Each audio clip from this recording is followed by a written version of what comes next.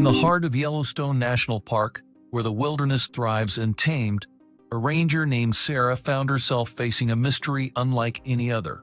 Sarah had dedicated her life to protecting wildlife. She knew the forest's rhythms, the call of the wolves, the rustle of deer in the underbrush, and the majestic cries of eagles soaring above. But recently, something felt off. Reports of an injured stag, wandering too close to human camps, had surfaced. Campers described its majestic antlers glinting in the moonlight, but its gait was uneven, its movements desperate. What puzzled Sarah most was that this stag, despite its condition, seemed to lead other animals away from danger. It was as if it were acting as their guardian. One crisp morning, Sarah set out to track the mysterious stag. Armed with her binoculars, a tranquilizer dart for emergencies, and her trusty notebook, she ventured deep into the park's untouched corners. The first signs of the stag were subtle hoofprints in the soft earth, the faint scent of musk in the air. Hours later, she found it. The stag stood in a clearing, its massive antlers silhouetted against the rising sun. One of its hind legs was clearly injured, the wound fresh and raw. But despite its pain, it didn't run. It stared at Sarah, its deep, intelligent eyes filled with something she couldn't quite place. Was it trust or a silent plea? Just as Sarah prepared to approach, she heard a commotion. A pack of wolves had entered the clearing, their eyes fixed on a herd of deer grazing nearby. The stag turned its head sharply. Despite its injury, it stood tall, its antlers lowering defensively. The wolves hesitated, growling and circling. Sarah held her breath. This was no ordinary animal encounter. The stag's presence seemed to hold the wolves at bay, protecting the vulnerable deer behind it.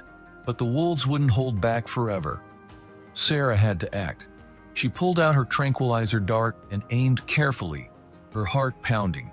Just as she was about to fire, the stag bolted toward the wolves, charging with incredible force for an animal so injured.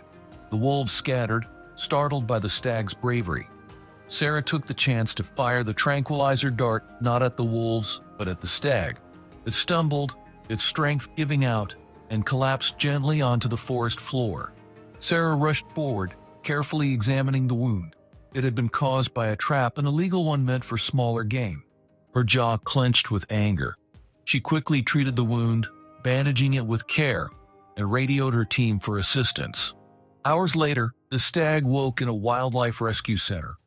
Sarah stood nearby, watching as it tried to rise.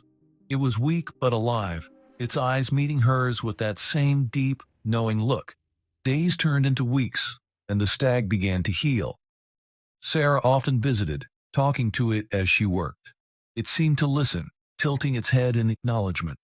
When the stag was strong enough, the day came to release it back into the wild.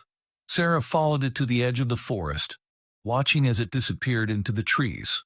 But before it left, it paused, turning back to look at her one last time. It was as if it was saying, "Thank you." Months later, Sarah was patrolling the park when she stumbled upon the same herd of deer. To her surprise, the stag was there, healthy, proud, and leading them once again. That day, she realized the forest had its own guardians, and she was merely one of them.